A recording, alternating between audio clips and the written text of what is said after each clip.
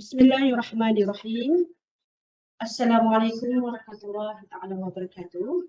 Yang berusaha Puan Nur Hashimah binti Abdul Wahid, Ketua Pusat Pengajian Fakulti Perakaunan UiTM Cawangan Argolis. Yang berusaha Ahli Jawatan Kuasa Program Webinar Tax Reading 2020. Yang dihormati Ahli Panel yang diundang Puan Emilia Hana Husni. Dan juga sahabat-sahabat yang sudi meluangkan masa bersama kami di program webinar pada pagi ini. Selamat datang ke program webinar yang dianjurkan oleh Fakulti Perakaunan UiTM Cawangan Argolis.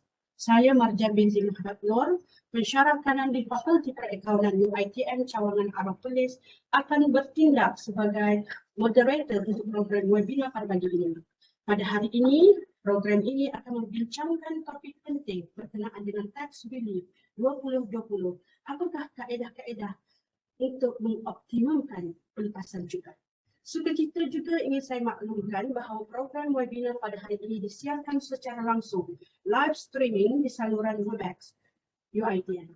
Sebagai pembuka kata bagi program ini, izinkan saya menjemput Puan Nur Hashimah binti Abdul Wahid, Ketua Pusat Pengajian Fakulti Perakaunan UiTM Cawangan Argolis, untuk menyampaikan ucapan alu-aluan. Dipersilakan. Bismillahirrahmanirrahim. Assalamualaikum warahmatullahi wabarakatuh. Terima kasih kepada Dr. Marjan sebagai moderator program. Assalamualaikum warahmatullahi wabarakatuh dan selamat sejahtera semua. Saya mengalu-alukan kehadiran tuan-tuan dan puan ke sesi webinar Tax Relief 2020. Kaedah optimum pelepasan cukai dianjurkan bersama oleh Fakulti Perakaunan UiTM Kampus Arau, Cawangan Perlis dengan kerjasama Lembaga Hasil Dalam Negeri Cawangan Perlis. So, tuan-tuan dan puan-puan yang dirahmati Allah Subhanahu Wa Taala sekalian, objektif webinar ini adalah bertujuan bagi mengenal pasti kaedah perancangan cukai mengikut perundangan percukaian Malaysia dan mewujudkan jalinan peranan warga pendidik, LHDN dan masyarakat umum supaya mempunyai pengetahuan yang jelas dalam menunaikan tanggungjawab sebagai pembayar cukai. Tuan-tuan yang dirahmati Allah SWT, kesedaran akan tanggungjawab ini penting bagi melahirkan kesedaran masyarakat terhadap percukaian. Ia adalah satu perkara yang menjadi sumber agihan penting bagi pembangunan negara kita secara menyeluruh. Oleh kerana pelaksanaan pengayaan cukai pendapatan ini dipengaruhi oleh beberapa item pelepasan yang tertentu, dan ada di antara pelepasan tersebut tidak berubah. Tapi ada di antaranya yang berubah yang memerlukan kepada itemize ataupun explanation further daripada pihak LHDN sendiri.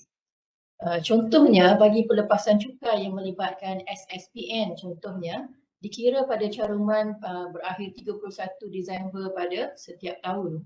So, jika sepanjang tahun itu anda mencarum sebanyak RM15,000 kepada SSPN dan berlaku pengeluaran sebanyak RM5,000, so at the end of the year pada 31 Disember, caruman anda berjumlah RM10,000. Tetapi jumlah yang dikira untuk pelepasan cukai bagi tahun 2020 ini, kelayakan hanya atas nilai RM8,000 sahaja. So, ini antara contoh pengetahuan yang perlu ada kepada kita sebagai masyarakat umum supaya kita boleh merancang pelepasan cukai kita dari semasa ke semasa untuk mengoptimumkan pelepasan yang boleh kita perolehi. So, oleh itu, Fakulti Perakaunan UiTM Cawangan Perlis mengambil inisiatif ini untuk mengadakan satu sesi webinar dengan kerjasama LHDN agar pemahaman yang sesuai bagi tax relief ini dibuka secara meluas dan kaedah pelaksanaannya dikupas dalam sesi khas bersama seorang yang kita undang khas daripada LHDN Cawangan Perlis. So, kami berharap agar program ini memberi manfaat kepada semua pihak dalam menjalankan tugas kita sebagai warga negara yang amanah dan bijak merancang cukai kita. Sekian dari saya dan saya berterima kasih kepada semua pihak yang turut menyumbang dan menjayakan program ini. Dan welcome to our webinar. Sekian, terima kasih. Assalamualaikum warahmatullahi wabarakatuh. Terima kasih Puan Nur Hashimah untuk atas kata alu-aluan sebentar tadi.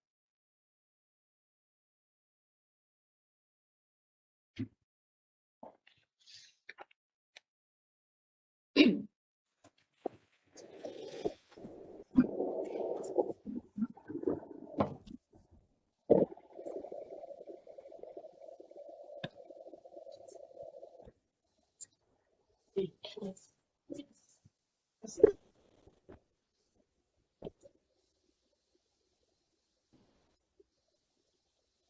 sesi perbincangan seterusnya adalah menjurus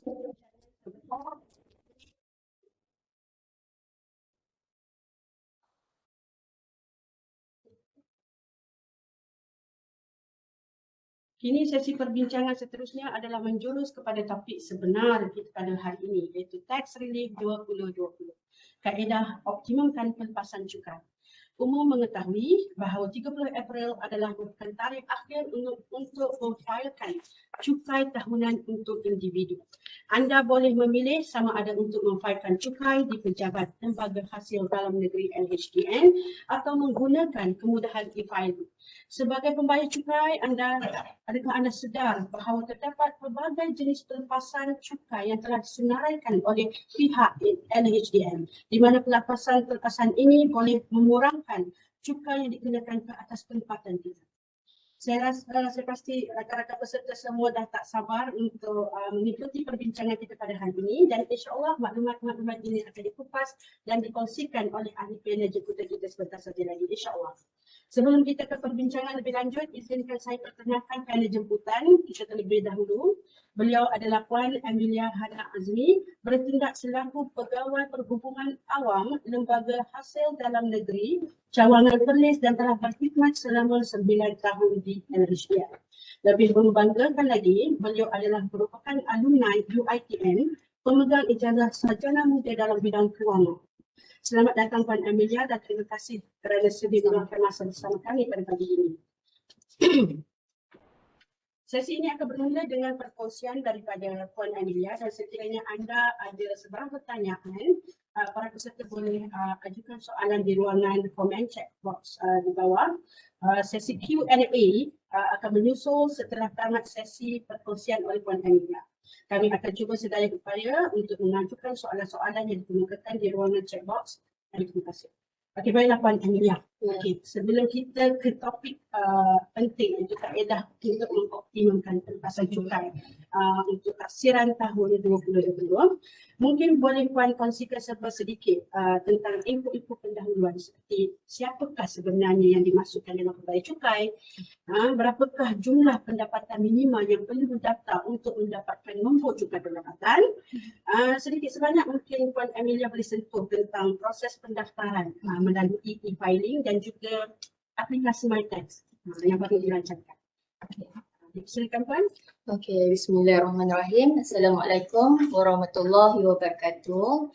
Terlebih dahulu saya nak ucapkan terima kasihlah kepada Puan Nur Hashimah selaku Ketua Pusat Pengajian Fakulti Perakaunan UiTM Arau, dan juga Dr. Marjan selaku pensyarah kanan Fakulti Perakaunan UiTM Arau. So saya Emilia bagi pihak Lembaga Hasil Cawangan Kangar mengucapkan terima kasihlah atas jemputan untuk memberikan penerangan kepada warga UiTM mengenai pelepasan cukai bagi tahun taksiran 2020. Okey, merujuk kepada persoalan Puan mengenai siapakah pembayar cukai tu ya. Okey, pembayar cukai ni dia merupakan orang, okey saya takrifkan orang yang mempunyai pendapatan yang diterima di Malaysia ataupun diperoleh di Malaysia dari luar Malaysia. So apa-apa jenis pendapatan ataupun keuntungan yang diperoleh di sini boleh dikenakan cukai. So orang yang saya maksudkan tadi tu, dia tak semestinya individu lah doktor. Dia boleh, orang tu dia boleh jadi syarikat, pertubuhan ataupun segala kesatuan ke yang ada keuntungan, unsur-unsur keuntungan ataupun keuntungan atau laba so yang tu boleh dikenakan cukai. Dan bagi individu juga dia tidak terhad kepada individu yang menjalankan penggajian saja. So dia bukan makan gaji je yang boleh dikenakan cukai. So individu yang menjalankan perniagaan seperti perniagaan online ataupun ada pemilikan tunggal, berkongsian, yang tu juga dikenakan cukai lah. So kadang kita sebagai penjawat awam pun ada juga yang buat pendapatan sampingan yang buat berniaga kan. So yang tu juga sebenarnya boleh dikenakan cukai. Dan pembayar cukai juga dia bukannya semata-mata yang bekerja. Contoh macam dia orang yang tak berdaya pun boleh dikenakan cukai. So maksudnya maksud orang tak berdaya tu orang yang di bawah umur. Contohnya anak-anak selebriti. So contohlah kan, so terlibat yang terlibat dengan duta-duta produk ataupun iklan-iklan, modeling semua kan. So yang tu mereka juga boleh dikenakan cukai lah. Dan juga sekarang ni anak-anak muda ataupun pelajar-pelajar UiTM sendiri kadang ada juga terlibat, bukan terlibat lah, maksudnya ada join dropship atas satu produk kan, commission untuk part-time insurance ataupun gamers, YouTuber, yang tu pun semua memang boleh dikenakan cukai lah. Kadang bila main game tu kadang kalau lagi banyak orang view kan live tu dan ada bagi rating star ke, so duit masuk kan. So yang pendapatan tu boleh dikenakan cukai. Okay, so kalau mesti ada yang tertanyakan, so berapa jumlah minima pendapatan yang boleh dikenakan cukai tu lah. So kalau bagi individu bujang ataupun yang berkahwin tetapi pendapatan suami atau pasangan tu dia bertaksiran secara berasingan. Okay, suami atau isteri tu bekerja lah. So yang tu pendapatan minima adalah berjumlah 34,001 untuk setahun lah. So kalau bulan-bulan tu dalam 2,834 macam tu lah sebulan ya. Okay, dan bagi pembayar cukai yang berkahwin ataupun yang buat yang pasangan tidak bekerja, so pendapatan setahun dalam 46,001 macam tu. Sebab kalau pasangan tak bekerja kita boleh dapat rebate 4,000 lah untuk pasangan. So okay, sebelum tu saya akan kongsi sikit lah mengenai manfaat akibat hasil dari bayaran cukai lah. So yang ni boleh dah share slide tu? Dah share ya? Okay, sekejap ya. Okay, hasil daripada bayaran cukai yang lembaga hasil kutip ya untuk setahun tu, kiranya setiap tahun hasil kutipan tu bukan 100% kepada lembaga hasil lah. Yang hasil kutipan tu kita semuanya kita salurkan kepada Jabatan Keuangan. So Kementerian Keuangan daripada situ akan salurkan dan peruntukkan untuk beberapa manfaat lah seperti pendidikan ataupun pertanian, kesihatan, kebajikan, untuk kesejahteraan juga rakyat, ekonomi, keselamatan. So saya bagi contoh lah. Kalau untuk pertanian, so kadang macam kerajaan ada salurkan subsidi baja ataupun peruntukan untuk jentera-jentera untuk pertanian kan. So ataupun pinjaman, semua tu hasil juga daripada bayaran cukai. Dan kita ambil contoh sekarang pun dari segi kesihatan, sekarang pun musim pandemik kan, COVID-19, dan memang banyak dana yang diperlukan. So contoh untuk uniform PPE ataupun mask kepada frontliner. Ya, dan juga dana yang terbesar sekarang ni lah untuk vaksin kan. Untuk vaksin, so memang jumlah tu memerlukan modal yang besar dan hasil daripada cukai generasi yang sebelum ni lah yang kita dapat menikmati manfaat ni. So saya berharap agar pembayar cukai ataupun yang baru untuk mendaftar boleh jalankan tanggungjawab sebagai pembayar cukai, dan mungkin manfaat tu kita tak dapat sekarang tapi akan diterima pada masa akan datang. Okay, saya akan kongsi slide seterusnya. Ni antara kandungan yang akan saya explain sebentar lagi lah mengenai e-filing, ya, permohonan betul, ya, permohonan nombor PIN. Kadang yang terlupa kata laluan yang tu memang selalulah sebab betul. Sebab yang tu setahun sekali je kita isi, memang akan ada yang lupa lah. Okay, yang ni adalah aplikasi yang terbaru lembaga hasil dalam negeri lah. So kita lancarkan yang ni pada 1 Mac. Baru inilah, baru lagi. So ni aplikasi MyTax. So yang ni aplikasi yang memudahkan segala informasi mengenai cukai akan ada dalam ni lah. Okay, dia punya kiranya user friendly lah aplikasi ni. Betul. So boleh muat turun juga di platform Google Play ataupun App Store atau boleh layari website lembaga hasil di www.hasil.gov.my dan di situ ada My Tax lah. Boleh masuk kat situ dan ada paparan untuk My Tax. Okey, bila dah masuk ke website lembaga hasil ataupun terus ke link https mytax.hasil.gov.my. So ni antara dia punya paparan yang utama dia lah. Akan ada perkhidmatan EZ hasil, cara-cara untuk menggunakan MyTax ni, dan ada log masuk lah. Ni kira macam dia punya dashboard dia. So paparan yang ni bila kita masukkan ID dan password, password dia sama yang macam kita isi e-filing tu. Masukkan IC number dan juga password.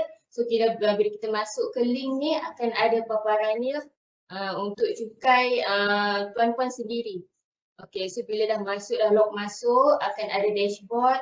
Di sini tuan-puan akan lihat ada baki cukai terlebih bayar yang sebelum ni. Dan ada paparan jumlah bayaran balik yang telah diluluskan. So bila tuan-puan dah hantar e-filing, nak semak balik berapa jumlah bayaran balik kan bagi tahun semasa tu, boleh tengok di dashboard ni lah. Dan juga boleh tengok semakan sekatan perjalanan dekat sini. Sekiranya kita ada tunggakan cukai ataupun dah kena penalti pun kita masih tak bayar kan. So akan ada sekatan perjalanan yang di bawah section 104 lah atau cukai pendapatan. So dekat sini boleh tengok. So sekiranya ada sekatan perjalanan, dia akan appear lah dekat situ. Kemudian kita boleh juga tengok status penerimaan borang e-filing. Dia akan ada 2 tahun kebelakangan lah. Iaitu kalau sekarang ni 2020, so akan ada kat situ untuk tahun 2018 dan juga tahun 2019. So kita boleh tengok rekod sebelum ni lah. Kalau kita belum isi, boleh buat pengisian selepas pengisian untuk tahun 2020 tu. Dan juga kita boleh tengok jumlah cukai yang kita telah bayar sebelum-sebelum ni lah. Dia akan appear untuk 3 tahun sebelum. 2017, 18, 19. So kalau kita buat tahun depan akan ada 18, 19, 20 lah. Okay. So yang ni pengenalan mengenai e-filing lah ya. Okay, ni antara tanggungjawab pembayar cukai lah. Ada 4 perkara penting yang perlu tuan-puan tahu. Yang pertama, tanggungjawab sebagai pembayar cukai. So yang pertama adalah perlu melaporkan pendapatan tahunan dan mengira pendapatan tuan-puan dalam borang nyata individu. So borang nyata individu tu sekarang ni kira macam e-filing lah. Semuanya dalam e-filing Electronic based lah ya. Betul. So kemudian tarikh akhir penghantaran borang nyata. Ni semua orang kena tahulah sebagai pembayar cukai. Tempoh akhir adalah pada 30 April setiap tahun ya. Iaitu individu yang menjalankan penggajian. Yang tiada sebarang perniagaan lah.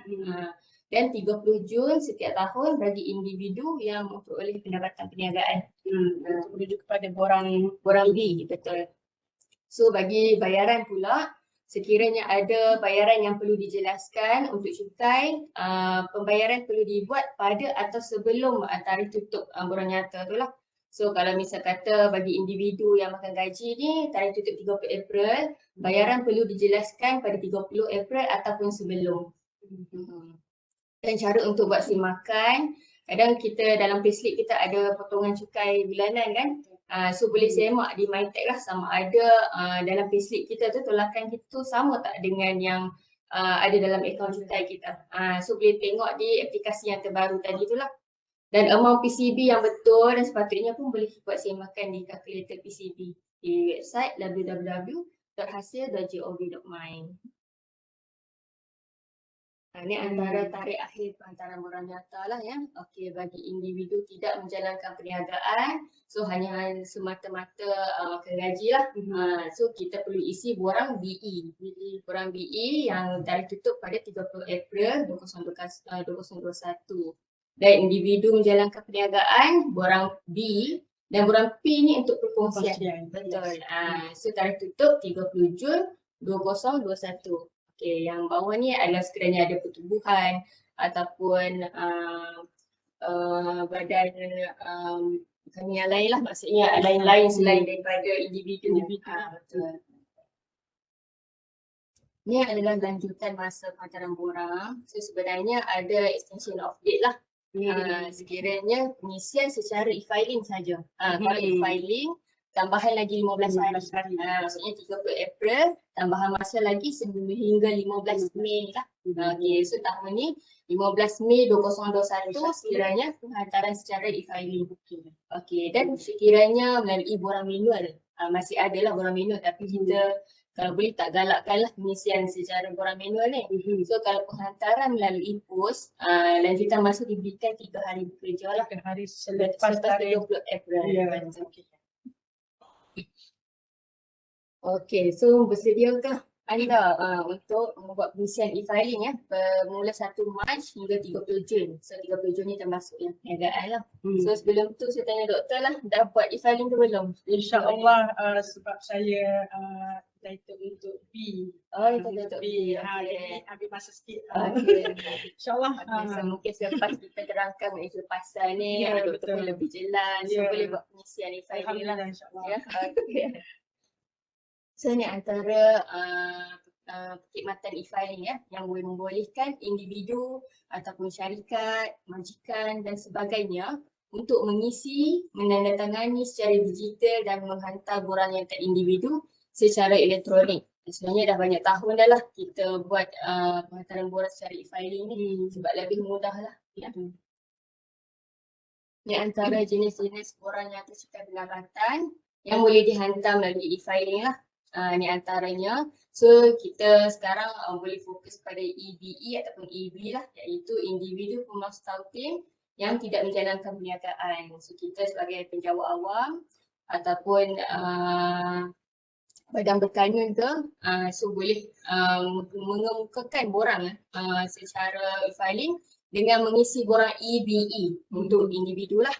Tapi kalau tuan-puan ada buat part time perniagaan, boleh isi borang EB sebab kepentingan dia macam bila ada part time business ataupun dia ada daftar dengan SSM, dia boleh tolak segala perbelanjaan atas perniagaan dia. So dia boleh tolak belanja tu, kira inilah cara untuk mengoptimumkan cukai tu. Pelepasan. Rugilah kalau Betul. BE ya. Ya, betul. BE dia terus kena masuk pendapatan, dia tak boleh tolak dengan segala perbelanjaan ataupun kos yang diperlukan untuk perniagaan tu. Okey, ni antara kelebihan e-filing. Yang pertama, jaminan keselamatan data. So yang seperti yang kita tahu, kalau e-filing kita akan provide kata laluan. So masing-masing setiap individu ataupun pembayar cukai tu akan ada password sendiri. So even pasangan pun kadang tak tahu kita punya password kan. So kiranya jaminan keselamatan data ni kira terjamin lah. Kalau kita menghantar borang secara manual, kadang bila dah post ataupun dapat di HQ kita, lembaga hasil, so borang tu kita siapa-siapa pun boleh tengok kita punya maklumat kan. Kemudian capaian ni pada bila-bila masa saja. So maksudnya bila kita dah hantar e-filing dan kita nak semak balik ataupun boleh layari juga lembaga hasil website e-filing tu dan semak balik borang yang kita dah hantar tu betul atau tak, ataupun ada kita rasa ada kesilapan tu kita nak semak semula kan. Boleh Sebelum tekan butang submit. Submit tu betul. Dan kalau kita dah tekan submit dah hantar, kita boleh buka balik lah. So, kalau kita dah hantar secara manual, kita dah hantar. So kita nak semak kesilapan tu pun susah kan. Betul. Okey, kemudian lebih mudah dan cepat diurus lah. Sebab e-filing tu kita klik je, klik hantar terus dah maksudnya kita dah submit dah.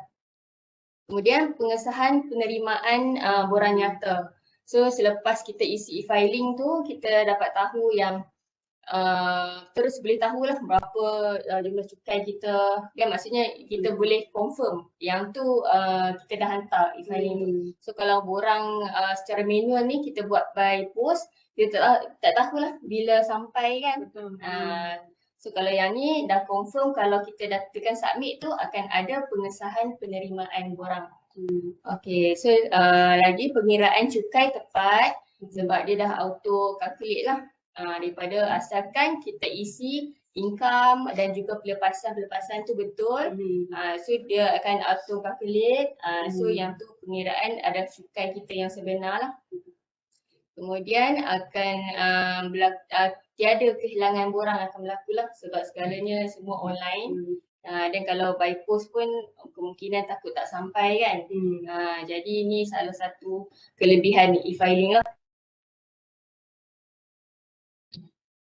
Okey, kita ke sistem sistem e-filing ya untuk tahun 2021 tapi bagi tahun taksiran 2020. Okey. So ni adalah 4 langkah modal e-filing ya. Yang pertama perlu dapatkan nombor PIN dan daftar untuk pendaftaran sijil digital individu lah. So bagi yang pertama kali yang belum pernah isi borang e-filing perlu dapatkan dulu nombor PIN tu. Kadang nombor pendaftaran cukai tu dah ada tapi kena nak masuk ke e-filing tu kena ada nombor PIN dulu lah. Yang ni kejap lagi saya akan terangkan cara untuk dapatkan nombor PIN. Kemudian yang kedua, login e-borang EBE, semak data prizi dan lengkapkan. Okey, so bila dah dapat nombor PIN ni, kita boleh login borang EBE lah bagi individu yang makan gaji tadi. So kita boleh semak data prizi. Data prizi ni kadang bila kita dah masuk log masuk e-filing tu, dia dah ada dah income pendapatan kita berapa, PCB kita berapa. Tapi kalau boleh semak lah, make sure yang amount tu adalah betul. Kemudian boleh lengkapkan segala maklumat diri tu ataupun pelepasan-pelepasan yang nak dituntut. Kemudian yang ketiga, tanda tangan e-borang secara digital dan hantar. So kalau kita rasa semua yang pengisian tu dah lengkap, dah betul, kita boleh klik tanda tangan dan hantar lah. Kemudian boleh dapatkan pengesahan penerimaan selepas penghantaran borang tersebut. Okey, ini adalah bagi pembayar cukai yang meninggal dunia. Okey, sekiranya tahun semasa tu ada pembayar cukai yang telah meninggal dunia, so automatik sijil digital individu tu tak dapat dibuka lah, maksudnya disekat lah. Sebab kadang majikan akan hantar surat penyelesaian permohonan untuk surat penyelesaian cukai lah, tamat perkhidmatan kan akibat daripada meninggal dunia ni. Okey, jadi kita akan sekat sijil digital individu ni sebab dia dah meninggal. Jadi wakil si mati ataupun pentadbir lah, pentadbir harta pusaka boleh sebagai wakil untuk dapatkan nombor PIN bagi pengisian e-filing bagi pihak si mati lah.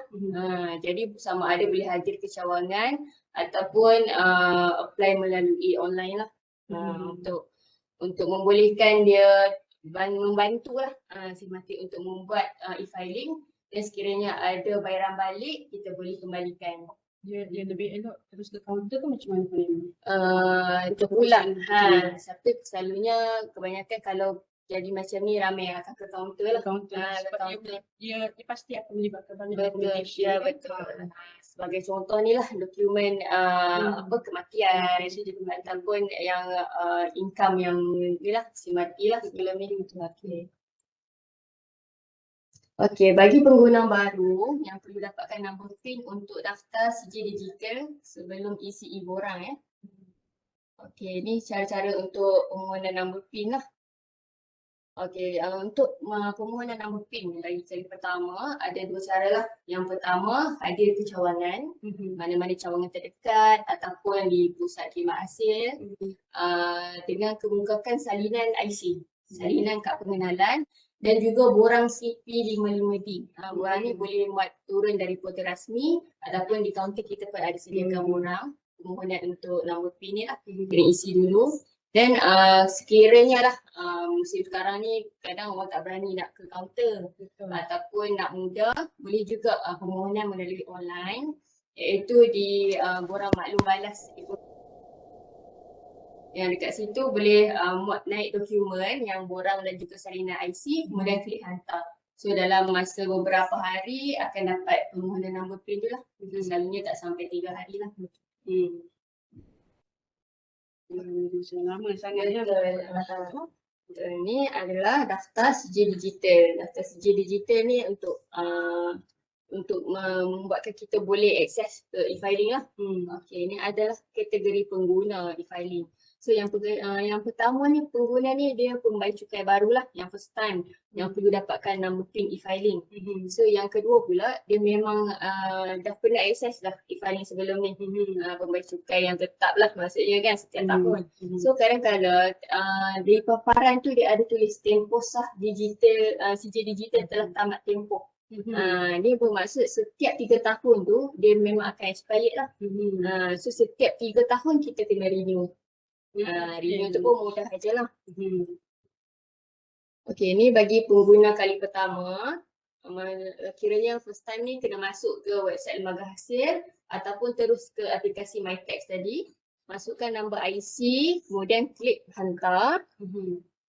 Kemudian ni lah nombor PIN yang diperlukan tu. Bila dah dapat nombor PIN ni boleh masukkan nombor PIN yang tertera. Kemudian masukkan nombor kad pengenalan lah. Kemudian boleh klik hantar. Dekat sini akan ada maklumat yang perlu diisi lah. Seperti alamat ataupun tarikh lahir semua kan. Dan kata laluan diperlukan kat sini. So kena klik password yang ada 8 ke 12 aksara. So dia ada huruf besar, huruf kecil dengan nombor. So kat sini password ni lah yang akan digunakan pada setiap tahun lah dalam pengisian e-filing. Ataupun sekiranya nak buat semakan di aplikasi MyTax, kita akan pakai password ni. Kena simpanlah semua password tu setahun sekali kan. Okey, dan langkah ketiga kita kena pastikan maklumat yang diisi tu betul lah. Nama, nombor kad pengenalan dan juga nombor cukai pendapatan. Nombor cukai pendapatan ni kadang kalau kita tak ingat pun tak apa sebab yang penting IC number tu. Dan akan automatik tertera nombor cukai lah. Kemudian jika setuju klik hantar. Okey, so bila dah login kali pertama dengan masukkan nombor PIN dan isi maklumat, so CJ Digital Individu telah berjaya didaftar lah. Okey, dan boleh klik di sini untuk log masuk. Yang ni adalah bagi kes yang terlupa kata laluan lah. So kalau pembayar cukai terlupa kata laluan ada 3 cara lah. So masuk ke website lembaga hasil ataupun aplikasi MyTax juga. Masukkan kad pengenalan dan klik terlupa kata laluan. Di bawah ni lah terus ada terlupa kata laluan. Klik di situ dan sekiranya tuan-puan ada email yang berdaftar dengan lembaga hasil. So maksudnya sebelum ni dah pernah provide email ya. Okey, yang kat sini boleh terus masuk IC, kemudian klik hantar. Dan kat sini ada bawah ni paparan jenis CJ Digital, so kita pilih individu lah. Sekiranya kita individu bukan organisasi. Dan boleh pilih medium pendaftaran, dapatkan kod pengaktifan sementara melalui email yang berdaftar dengan lembaga hasil. Okay. Kemudian yang ni sekiranya tiada email lah yang berdaftar dengan lembaga hasil, boleh hadir ke cawangan terdekat lembaga hasil ataupun pusat khidmat hasil untuk di-reset semula password. So kita akan berikan kod pengaktifan sementara. Daripada kod tu boleh masukkan IC dan klik password yang terbaru lah. Betul. Dan cara yang ketiga pula melalui nombor telefon bimbit berdaftar. Okey, yang ni sekiranya kadang kita tak ada email yang berdaftar. Kemudian tak nak hadir ke kaunter yang terdekat, takut ramai ke kan. So boleh melalui nombor telefon bimbit juga. So kat sini paparan dia sama juga, masukkan nombor IC dekat yang terlupa kata laluan tadi tu. Dan dia ada di bahagian kanan tu ada klik sini tu. Kat sini tu nanti ada cara untuk mohon lah. Okey, kiranya kena type hasil EF, yang ni kena huruf besar lah. Hasil EF, jarak, masukkan IND untuk individu. IND, jarak dalam IC dan hantar ke 38888. So nanti akan dapat reply lah daripada melalui SMS, kod pengaktifan sementara dan set semula daripada situ. So ini melalui nombor telefon bimbit lah. Okay, sebenarnya e-filing tu sendiri kita boleh access through MyTax. Betul, betul. So kena adalah aplikasi MyTax tu kan, sebab dalam aplikasi MyTax sendiri kita boleh akses secara mudah semua maklumat. Contoh seperti transaksi ledger status bayaran balik kan, kita nak dapatkan potongan cukai bulanan, PCT, jadual ansur RM1,200 pun kita boleh dapat dirah daripada sistem MyTax itu sendiri. So jadi macam semua bukan itu saja, macam MyTax dia membolehkan kita untuk akses kepada perkhidmatan-perkhidmatan lain yang disediakan oleh LHDN seperti ni e-filing sendiri. Okey, didaftar. Dan juga lain-lain lah yang macam apa ni tadi. Jadi kita kena manfaatkan segala informasi, teknologi, kemudahan yang telah disediakan oleh pihak berwajib ni. Okey, baiklah Puan ini. Sebagai info pembuka bicara tadi dah selesai. Info pendahuluan tadi. Sekarang kita nak balik pula kepada tata cara pengisian e-filing 2021. Okey, jadi perkara pertama yang perlu kita semua perlu lakukan sebelum kita dapat akses kepada ruangan e-borang yang perlu kita isi. Okay, boleh Puan Amy terangkan. Okey, macam tadi tu kita dah faham jenis-jenis borang yang membolehkan kita isi dalam e-filing dan number PIN pun kita dah dapat tadi kan. Cara-cara nak dapatkan number PIN, set semula keterlaluan pun sudah. Okey, ni cara nak masuk ke e-filing sama jugalah. Kalau website lembaga hasil www.hasil.gov.my ataupun aplikasi MyTax tadi, masukkan IC dan klik hantar. Kemudian dekat sini ada perkhidmatan EZ hasil. So perkhidmatan EZ hasil ni lah yang Doktor maklumkan tadi kan, ada e-daftar semua kan. So dekat sini boleh pilih e-filing lah. So kat sini yang tadi yang saya beritahu jenis pengguna kan. Salah satu adalah CJ digital yang telah tamat tempoh. So setiap 3 tahun kena renew dan akan keluar paparan yang ni lah, pembaharuan CJ digital. So terma dan syarat ni selepas kita baca ni boleh klik setuju je. Klik setuju dan teruskan. Kemudian akan keluar paparan, sila klik di sini, kita klik kat situ dan terus boleh log masuk semula lah. Ni adalah frasa keselamatan. Selalu kalau permohonan yang kali pertama daftar akan minta untuk klik frasa keselamatan ni lah.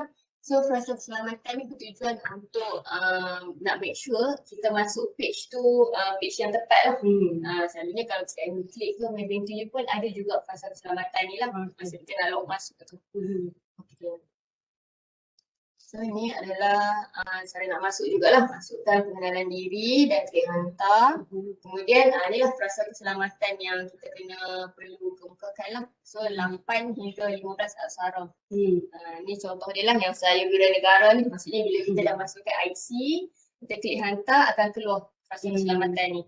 So yang di bawah ni lah password yang kita create tadi juga kan. Okay.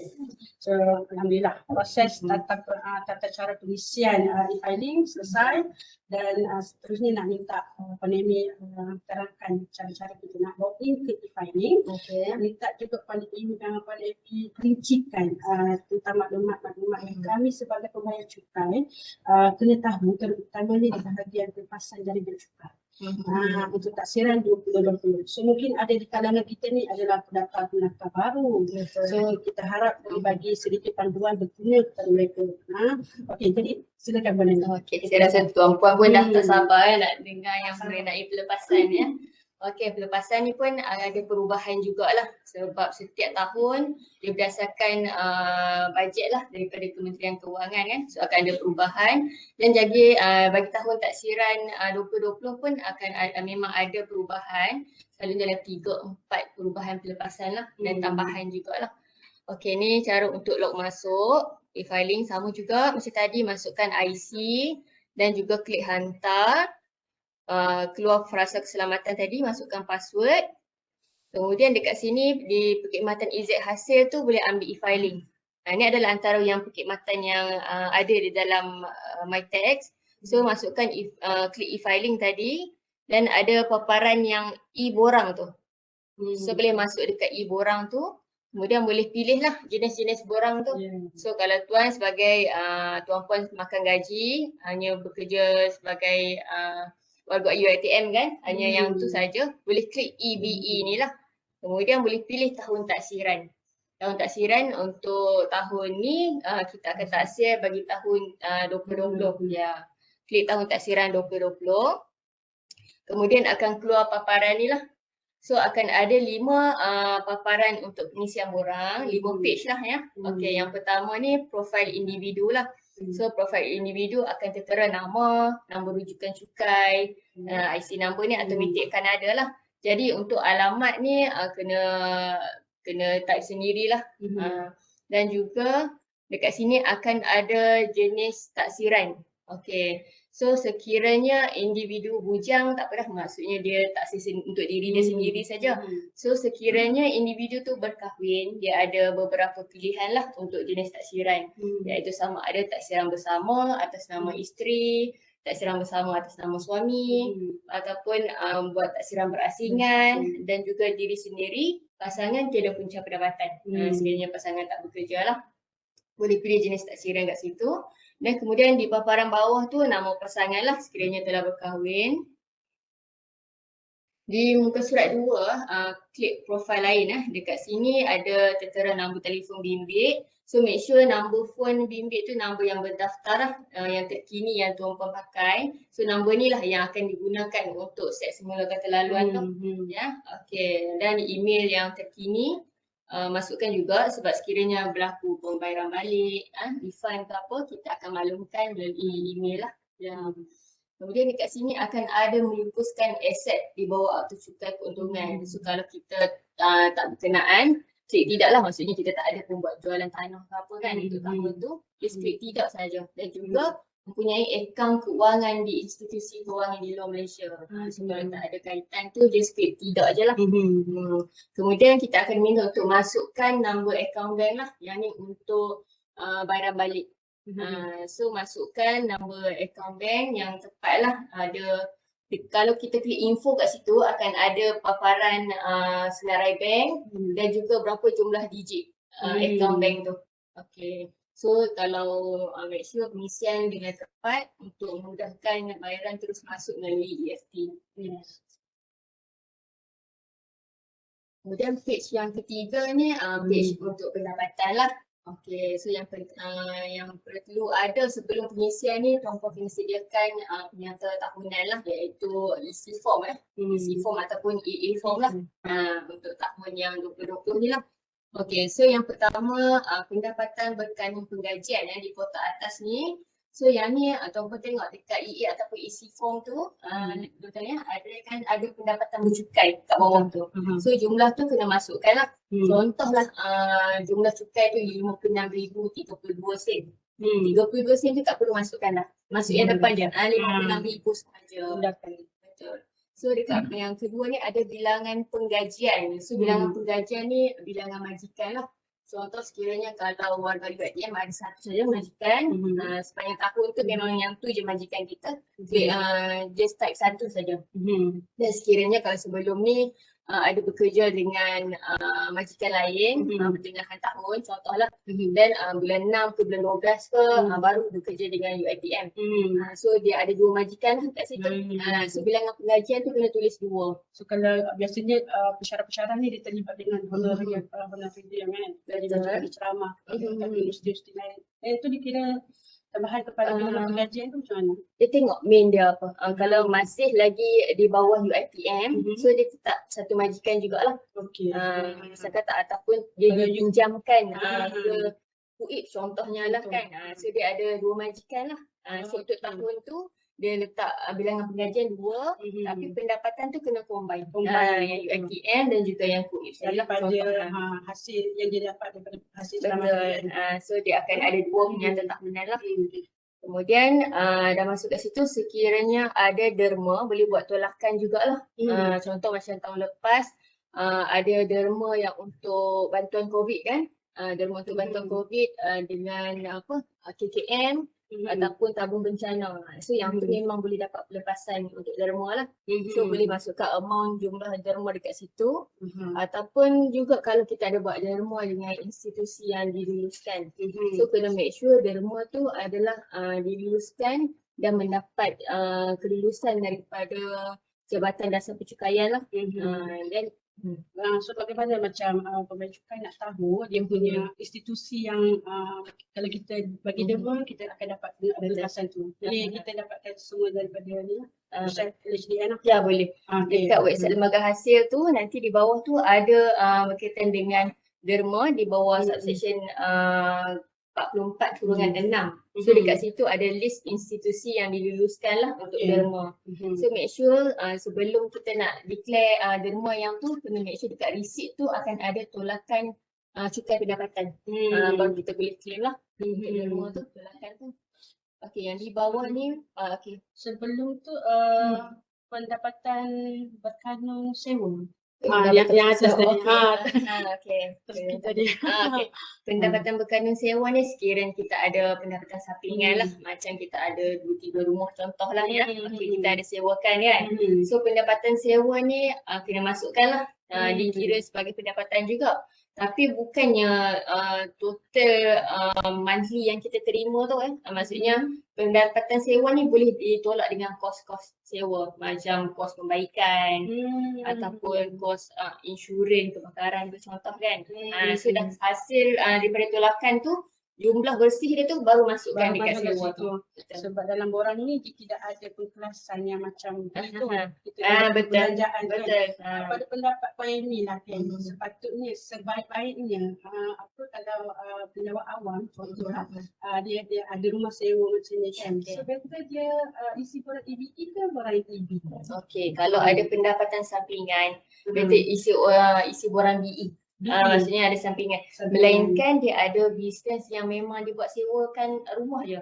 Maksudnya dia ada beberapa rumah untuk sewa. Memang dia penyewa pun tak putus lah. Memang yang tu macam dikira macam bisnes dia. Yang tu dia boleh kira sebagai perniagaan dia dan boleh isi borang B. Tapi kalau cuma ada 1-2 rumah yang dia sewakan saja, yang tu income dia tu boleh masukkan di dalam borang BE ni. Pendapatan tu perlu ditolak. Betul. Dengan perbelanjaan yang telah dikenakan Untuk sewa. Untuk sewa. Betul? Ya, betul. So tak ada masalah. BE dengan B. Ya.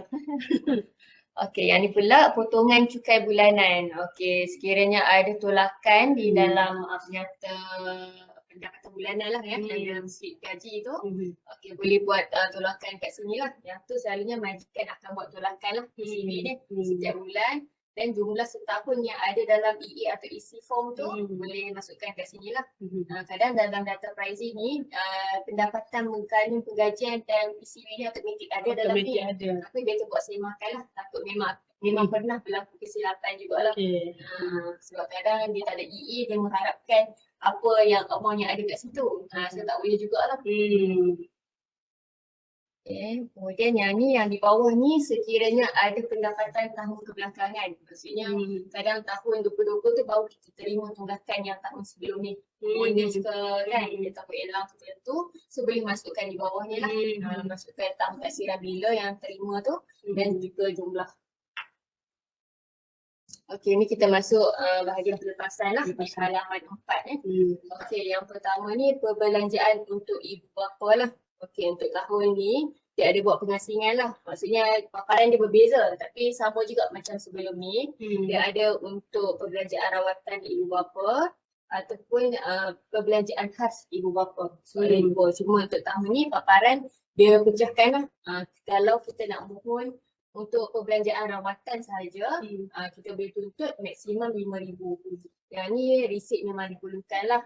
Rawatan ibu bapa termasuk bayaran untuk ubat-ubatan ataupun sakit demam teruk ke klinik kan, hospital ataupun boleh juga rawatan penjagaan ibu bapa.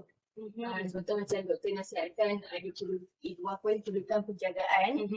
Jadi daripada rumah penjagaan ataupun kita ada hire maid ke sebagainya kan. So daripada situ kita boleh tuntut lah daripada resit yang ada tu, boleh tuntut pelepasan tu. Terhad sehingga RM5,000 tadi. Betul, sehingga RM5,000. Okey, kemudian rawatan perbelanjaan dia terhad RM5,000 tadi. Kemudian ada satu lagi yang perbelanjaan ibu bapa tadi. Perbelanjaan khas ibu bapa. Yang ni terhad RM3,000 lah. Pembelajaran khas ibu bapa ni 1,500 untuk ibu dan 1,500 untuk bapa. Kalau macam ni kita tak perlukan resit kalau macam ni okey. Maksudnya yang kita perlukan adalah salinan IC ibu dan bapa tu. Sekiranya pihak audit minta, hanya provide salinan IC lah. So yang ni ada syarat-syarat dia juga. Untuk pelepasan khas ibu bapa ni, syarat dia yang pertama, ibu bapa tu mestilah berumah stunting di Malaysia. Mesti di sini. Kemudian mestilah berumur 60 tahun dan ke atas. Okey. Maksudnya untuk tahun 2020 tu mesti berumur 60 tahun lah. Kemudian mestilah ibu bapa kandung ataupun ibu bapa angkat.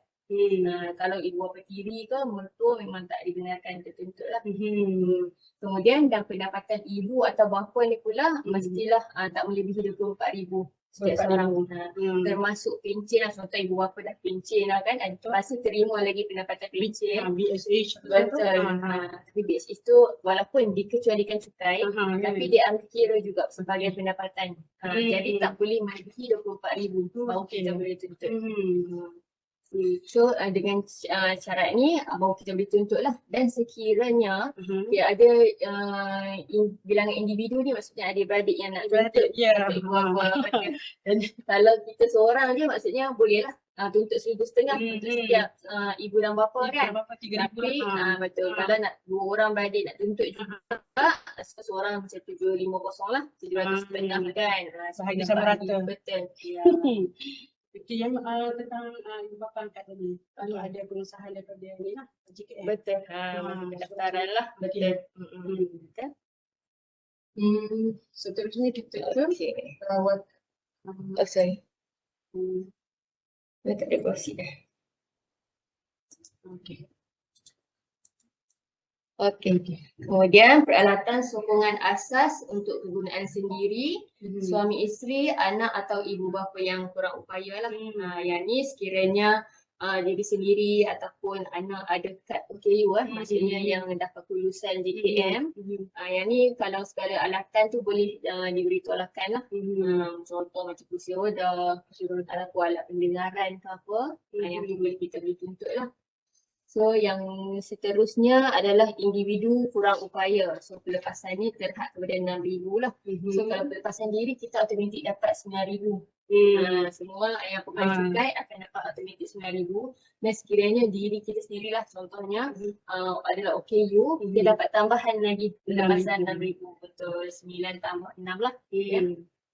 Kemudian yuran penggajian sendiri yang ini pun penting jugalah untuk warga UiTM lah. Kebanyakannya mesti ada sambung master ataupun PhD kan. Okay, so untuk tahun semasa tu bayaran yang dibuat maksudnya bukan beasiswa ataupun apa-apa ni lah scholarship ke apa kan. Yang ni sebenarnya bayaran sendiri atas fisik sendiri boleh tuntut lah untuk tahun semasa tu terhad 7,000. So kalau lah diploma ataupun degree peringkat kelulusan tu hanya terhad kepada bidang tertentu saja. Contohnya bidang undang-undang, perakaunan, kewangan Islam, teknikal, vocational, industri, saintifik atau teknologi. Harus tak dikira. Ya, Metrik saja. metrik tak dikira. Tak dikira. Betul. So kalau peringkat sarjana atau doktor falsafah, yang ni sebarang bidang lah boleh diberi tolakan untuk pelepasan ni lah. Untuk perbelanjaan perubatan bagi penyakit serius ke atas diri sendiri. Yang ni kebanyakan ramai buat kesilapan lah. Kadang dia ingat macam sakit demam tu pun boleh juga ataupun kemasukan wad boleh tuntut lah. Tapi tak semualah. Maksudnya yang ni hanya untuk perbelanjaan yang kronik.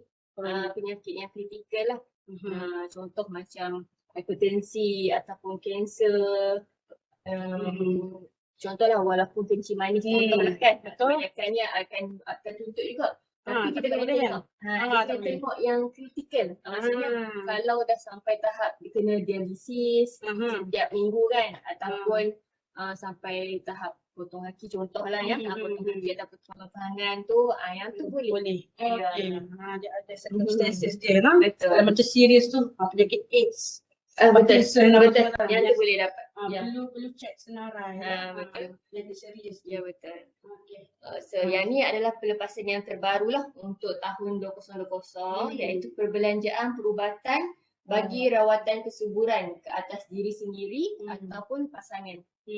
So kalau yang macam ni contoh macam IVF kan, so yang tu kadang kos tu tinggi juga. So boleh tuntut pelepasan ni cuma terhad RM6,000. Jika rawatan kesuburan isteri buat. Okey, isteri buat. Okey. Dia declare secara aslinya boleh. Macam contohnya kos rawatan kesuburan tu RM16,000. Okey, RM16,000. Jadi isteri claim RM8,000, suami claim RM8,000. Tapi resit tu macam mana? Okey, sebab kita pelepasan ni kita dibenarkan atas nama yang ada dalam resit. So sekiranya resit tu ada nama suami, sekiranya jenis taksiran dipilih secara berasingan, so resit yang jumlah amount yang atas nama suami saja boleh tuntut. Dan kalau atas nama isteri, kalau taksiran berasingan nama isteri lah. Tapi sekiranya buat taksiran bersama, jumlah tu boleh combine lah. Tapi terhad RM6,000. RM6,000. Ya, betul. Okey, kemudian pemeriksaan perubatan penuh ke atas diri sendiri, suami isteri atau anak. So yang ni adalah pemeriksaan darah ataupun full medical check-up. Bila kita umur 40 tu kita ada buat pemeriksaan penuh kan. So yang ni terhad RM500. Jadi yang ketiga-tiga ni bila campur kesemuanya kena terhad RM6,000 saja. Ya, kalau kita dah tuntut untuk penyakit sukar diubati dan ada pula rawatan kesuburan, yang tu memang semua tu campur total dia RM6,000. Okey, kemudian gaya hidup. Gaya hidup ni perbelanjaan yang boleh digunakan untuk diri sendiri, pasangan ataupun anak lah. So dia terdiri daripada pembelian buku ataupun majalah, alatan sukan, bil-bil internet dan juga bayaran gym pun boleh lah. Komik yang boleh? Boleh je asalkan ada resit lah. Dan dia tak apa je. Anak saya suka komik. Banyak pelaburan kat situ. Boleh tak apa asalkan bukan yang berusukan yang kurang baik lah. Okay. Yang tu terhad RM2,500 lah. Dan yang terbaru ada tambahan lagi gaya hidup. Ya, betul. RM2,500 akibat tahun lepas kan. COVID kan ramai yang kena bekerja dari rumah ataupun Anak-anak PIR. So pembelian laptop dengan smartphone tu memang banyak lah kan. Jadi daripada situ Kementerian Keuangan ada bagi tolakan untuk pelepasan cukai ni. Jadi pembelian ni terhad tambahan pembelian terhad RM2,500. Ya, yang ni bermula pada 1 Jun 2020 sehingga 31 Disember 2020. Pembelian bermula daripada 1 Jun sehingga 31 hari bulan 12 2020. Berkenaan dengan bil internet tadi. Saya rasa ramai kot kita tersalah declare bila kita tengok bil internet tu. Sebab kadang-kadang dalam internet tu juga pada masa yang sama kita ada buat call. Okey. Tapi dalam bil internet tu sebenarnya dia dah classify kan. Dia sekalikan dengan panggilan call apa semua tu. Cuma ramai yang terlepas pandang. Sebab dia kena ambil figure amount internet sahaja. Tapi yang menjadi masalah sekarang ni dia ambil semua. Betul tak Brian? Biasanya banyak berlaku sekarang. Tapi bil internet ni dia kena tengok statement yang telefon tu lah. Sekiranya dia punya bil tu dah dikombainkan. Maksudnya jumlah bulanan tu terus contoh RM1,500 lah. 150 sebulan. Dia dah sekalikan dah SMS ataupun panggilan telefon, data internet semua RM120. Jadi kita ambil terus je amount tu. Sebab kadang ni kalau data telefon ni dia SMS dengan call percuma. Kita yang kita bayar tu data internet. Jadi boleh ambil terus. Melainkan dalam statement tu dia buat pecahan. Okey, untuk data internet berapa jumlah dan SMS atau panggilan telefon berapa jumlah. Nanti kita kena ambil, kita kena asingkan pembelian internet sahaja. Dan kalau untuk pembelian laptop ataupun smartphone, contoh yang di gaya hidup yang tambahan ni lah tambahan RM2,500. Contohlah sekiranya macam doktor ada beli laptop berharga RM5,000 bermula bulan Julai, contohnya lah ya. Bulan Julai, so terhad RM2,500 je. So balance lagi 2,500 tu Dr. boleh masukkan di 2,500 yang sebelum tu. So boleh contoh 5,000 lah. Dia Betul. okey. Bila kita bercakap pasal komputer ni, dalam situasi kami ni dia sendiri dia ada bagi pinjaman, Okay. dia research grant apa sebagainya. Jadi kalau dalam kes pinjaman contohnya universiti diberi kemudahan untuk pinjaman ni kepada staf. Contohnya staf dan boleh dibayar secara ansuran. Staf dia beli komputer tu 2,500. Sebagai contoh ya. Jadi pembayaran secara ansuran tu pada tahun pertama RM900, tahun kedua RM800, tahun ketiga dia selesaikan semua pembayaran tu. Jadi adakah tahun pertama tu RM900 tadi entitled kepada pelepasan ni macam mana? Kena tunggu habis dulu payment bayar baru kita boleh claim pada pelepasan tu. Okey. Sebenarnya pembayaran ni maksudnya tuntutan untuk pelepasan ni boleh dibuat sekiranya bayaran tu untuk pembelian tu kita buat pada tahun tu. So jadinya sekiranya melalui ansuran kalau tuan daripada bulan Januari sampai Disember tu ansuran tu sebanyak RM900 yang kan. Okay, so boleh tuntut RM900 untuk tahun tu. Then next tahun seterusnya untuk ansuran yang tahun seterusnya tu pula lah 800 tadi. So setiap tahun boleh tuntut berdasarkan jumlah ansuran yang bayar pada tahun tu. Okey. Tapi kalau yang research grant pula, contohnya universiti dibagi kemudahan untuk staf beli komputer terhad kepada RM2,000 lah. Jadi let's say komputer harganya RM3,000. Jadi RM1,000 yang balance tu entitled kepada pelepasan juga lah. Ya betul. Okey. So kiranya kalau bayaran tu tanggungan sendiri, so yang tu boleh diberitolakkan pelepasan dengan syarat resit tu atas nama tuan-puan. So yang seterusnya yuran pengantaran anak 6 tahun dan ke bawah ke Taman Asuhan Kanak-kanak ataupun tadika yang berdaftar. So yang ni pun yang terbaru jugalah. Sebelum ni memang ada pengantaran untuk taska tadika ni tapi terhad RM1,000. Jadi baru. Terhad RM3,000 lah, dinaikkan RM2,000 lah. So yang untuk pengantaran anak ni dia tak semua lah taska atau tadika yang digunakan. Macam taska kena buat semakan dengan Jabatan Kebajikan Masyarakat lah. Di website tu mungkin ada senarai taska yang boleh diberi tolak pelepasan. Maksudnya yang berdaftar dengan JKM. So hanya taska yang berdaftar dengan JKM yang boleh tuntut pelepasan ni. Dan juga samalah prasekolah ataupun tadika yang ni pula perlu berdaftar dengan Jabatan Pendidikan. So senarai ni kena semak dulu, sekiranya berdaftar baru boleh tuntut. Dan yuran pengantaran anak ni pula, sekiranya lah kalau tuan-puan ada buat taksiran berasingan, hanya salah seorang saja yang boleh tuntut. So kalau contoh anak 2 orang ada tadika dan taska, tapi seorang pun dah terhad RM3,000 dah. Maksudnya kalau suami yang buat tuntutan, isteri dah tak boleh dah. Kena salah seorang. Kalau anak kembar macam mana poin ni?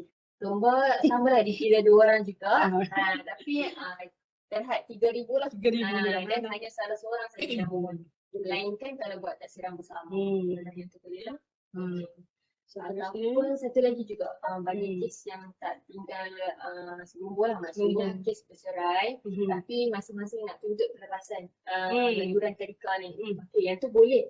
Tapi yang ni masing-masing boleh tuntut dengan syarat anak yang berbeza. Dia tak boleh anak yang sama, anak yang sama. Kalau masa bersama taksiran berasingan tak boleh tuntut atas anak yang berbeza. Hanya salah seorang suami atau isteri yang boleh tuntut pelepasan. Kemudian tabungan bersih dan skim simpanan pendidikan nasional SSPN. Tadi ada macam ada SPN juga kan tadi kan. Okay, yang ni terhad RM8,000 lah. Terhad RM8,000 maksudnya sekiranya tahun ni kita ada buat simpanan RM5,000 dan kita ada buat pengeluaran RM4,000. So kena masukkan RM1,000 je kat situ. Walaupun kita ada simpanan yang kebelakangan kan, yang tu tak boleh dikira. Okey. Ambil bersih saja. RM8,000. Kemudian ini untuk pelepasan anak lah. So pelepasan anak ada 3 kategori lah. Iaitu anak yang di bawah umur 18 tahun, yang masih bersekolah lah ataupun yang SPM dan ke bawah. Yang ni pelepasan untuk pelepasan anak ni 18 tahun ke bawah, pelepasan 2,000. So bagi anak yang 18 tahun dan ke atas yang masih belajar, contohnya yang dalam matrikulasi ataupun asasi kan, yang foundation tu, yang tu kategori yang anak 18 tahun ke atas tapi 2,000 lah, yang 2,000. itu kan 2,000. Dan 8,000 ni yang IPTN atau IPTS yang ada peringkat diploma ataupun degree lah. Kemudian anak kurang upaya ni pula, selagi tak berkahwin dan masih tanggungan ibu bapa lagi, boleh tuntut 6,000. Untuk anak OKU, 6,000. So yang ni pun mesti ada kad OKU lah. Kalau anak OKU tu sambung belajar? Sambung belajar, kita tengok sambung belajar di peringkat pengajian tinggi, baru boleh dapat tambahan 14,000. Okay. 6,000 Tambah 8,000 tambah 8,000 dapat 14,000 lah. So dekat sini paparan baru ni dia terus masukkan je. Kalau ada anak OKU yang belajar diploma degree ataupun ni lah di peringkat pengajian tinggi kan, boleh terus masukkan jumlah anak di kolom yang 14,000 tu. So dia dah buat siap-siap lah. Betul. Okay. Tapi kalau tuan-puan perasan di kolom ni ada kelayakan 100% dan juga kelayakan 50%.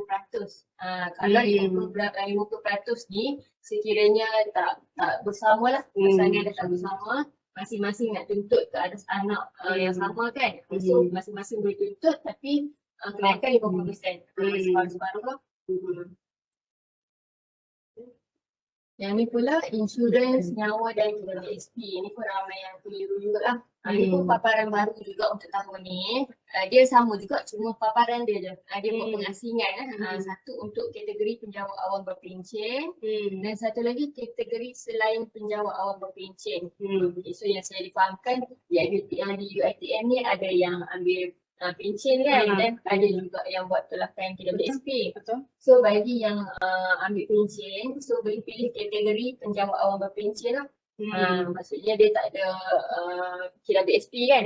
So untuk insurans nyawa tu dia boleh terhad sehingga 7,000. 7,000. Ni untuk yang berpencen. Dan sekiranya kalau ada tolakan KWSP, boleh pilih kategori selain penjawat awam berpencen ni. Dan untuk insurans nyawa terhad 3,000 sahaja. 3,000. Insurans nyawa ni pula hanya untuk diri sendiri ataupun pasangan saja. Anak tak boleh lah kalau kita ada buat caruman untuk cover anak kan. Tak dibenarkan kalau insurans nyawa. Untuk diri sendiri dan pasangan. Betul.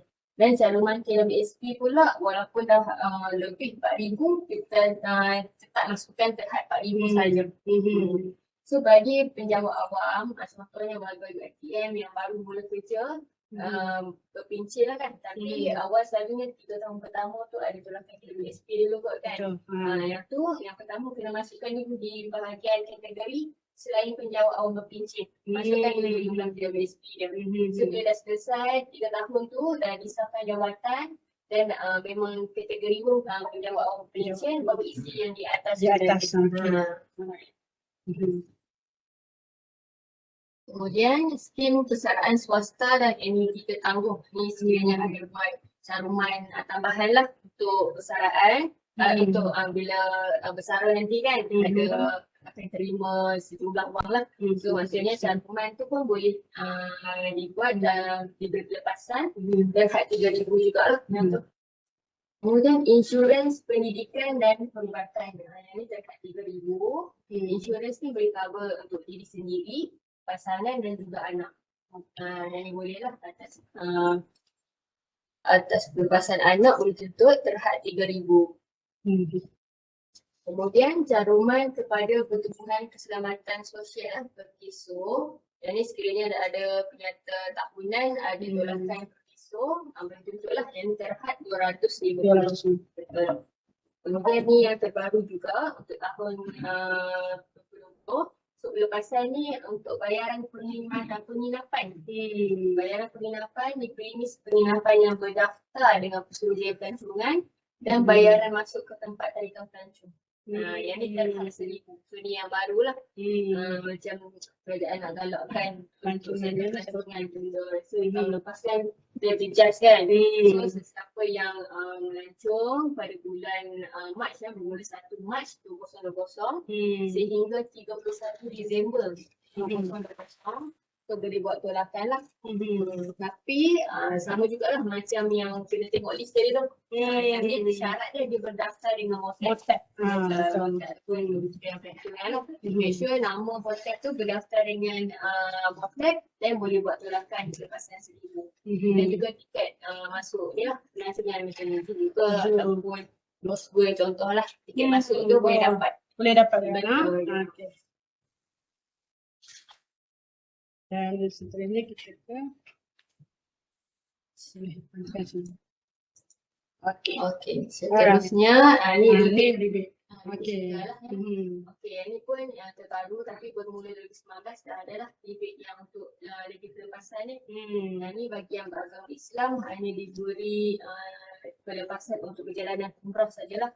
Sebab kalau haji memang dah ditanggung oleh lembaga tanggung haji. So levy ni kiranya sekarang ni bermula 2019 kita akan dikenakan levy perjalanan sekiranya ke overseas lah. Dia sekiranya kedua negara akan dikenakan levy pelepasan sekiranya melalui pengangkutan udara.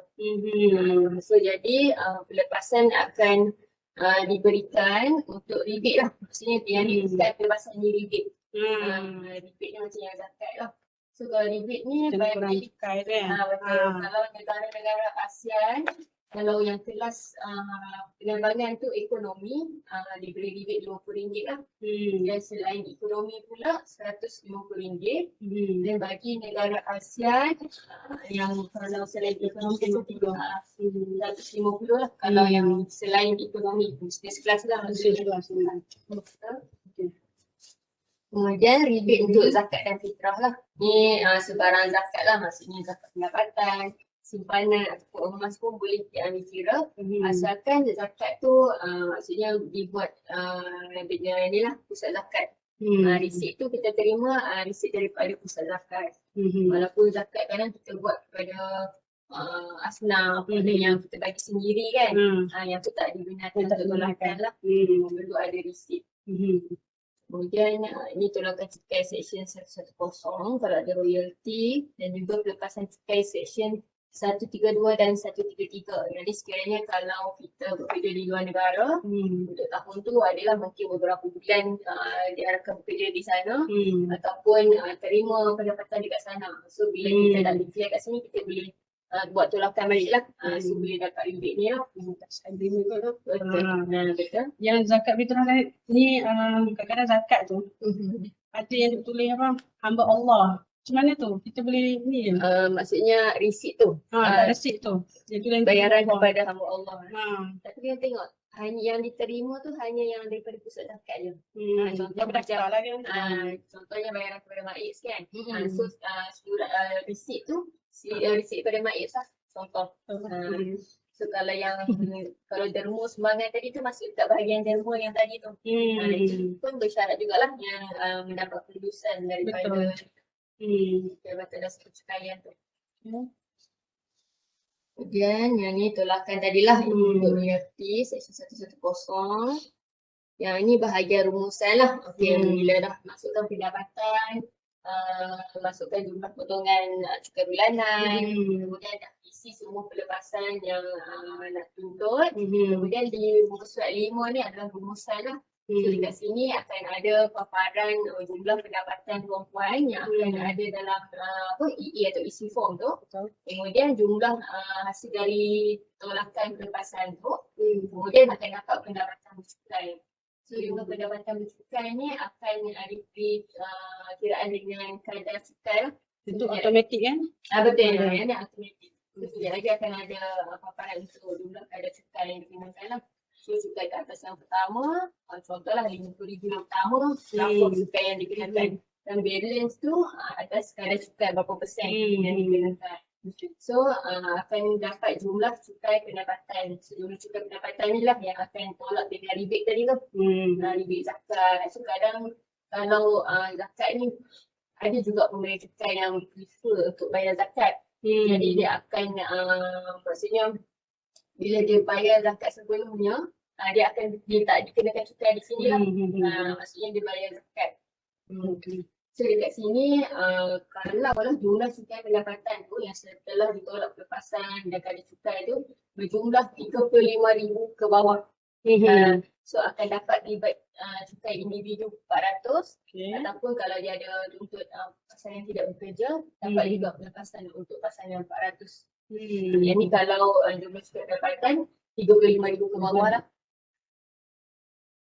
Kemudian akan ada paparan jumlah cukai yang dikenakan. Kat sini kita boleh dapat tahu lah bila kita dah isi file ni semua baru kita tahu cukai yang kena dibayar berapa lah untuk tahun 2020 ni. Okey, so sekiranya ada lebihan bayaran tahun tax 2020, maksudnya lembaga asyik akan refund balik lah kepada tuan-tuan. Ni adalah baki bayaran atas PCB yang tuan-puan dah buat tolakan tu. So kalau ada baki cukai perlu dibayar, maksudnya PCB tu tak cukup dengan cukai yang dikenakan tu lah. So kena buat tambahan dan buat bayaran yang sebelum 30 April tadi tu. Okey, ni bila dah selesai, kita dah buat semakan, dah confirm tak ada tak ada perbezaan apa. Okey, so boleh semak nama dan IC which betul. Kemudian boleh klik tanda tangan dan hantar. So bila dah hantar tu akan dapat pengesahan penerimaan lah. Jadi dah pengesahan penerimaan tu. So kalau kita hantar secara manual, kita baru nak submit dan kita tak tahu orang dah sampai ke belum kan. So kalau kita buat pengisian secara e-filing, kita dah klik tadi tanda tangan dah hantar, terus akan keluar pengesahan penerimaan ni lah. So boleh simpan nak sama ada nak cetak slip ataupun cetak EBE. Dan cetak EBE tu dia akan keluar paparan yang pelepasan-pelepasan yang kita tuntut. Semua tadi lah. Ya, betul. Ni antara ringkasan pelepasan cukai individu yang saya bagikan tadi. Yang tadi ada yang tertinggal tak? Sini. Okey. Gaya hidup, okey dah terangkan tadi kan? Okey, pembelian peralatan penyesuaian. Okey, pembelian peralatan penyesuaian tadi tak ada kan? Kan? Okey, pembelian peralatan penyesuaian ni terhad 1,000. Ini adalah dibenarkan bagi pembayar cukai wanita sahaja. Terhad 1,000 dan boleh tuntut setiap 2 tahun lah. Asalkan anak tu adalah anak yang berbeza lah. Dan anak tu berumur 2 tahun dan ke bawah. Yang ni pula sekiranya buat taksiran bersama, kena make sure taksiran bersama tu atas nama isteri baru boleh tuntut. Kalau taksiran bersama atas nama suami tak dibenarkan lah. Dan juga sekiranya suami lah dia buat diri sendiri, isteri tiada punca pendapatan, pun tak boleh tuntut juga. Hanya khas untuk pembayar cukai wanita. Kemudian yang ni dah SSBN. Yang ni bayaran alimony. Okey, yang ni kalau kita pembayar cukai pilih taksiran diri sendiri, pasangan tiada punca pendapatan. Yang ni rebate ni automatik rebate pelepasan. Pelepasannya automatik akan ada lah, akan dapat 4,000. Dan sekiranya berlaku perceraian dan pembayar cukai perlu membuat bayaran nafkah kepada bekas pasangan, bekas isteri lah. So tuntutan boleh buat juga 4,000 dengan syarat ada tuntutan daripada mahkamah lah. So kalau pemberian secara sukarela tak dibenarkan. Kemudian yang ni tambahan jugalah sekiranya pasangan kurang upaya, tambah lagi 3,500 kalau buat taksiran untuk diri sendiri, pasangan tiada punca pendapatan dapat 4,000, dapat lagi 3,500. Okey, ni yang tadilah perbelanjaan domestik tadi, yang pelancongan tadi kan.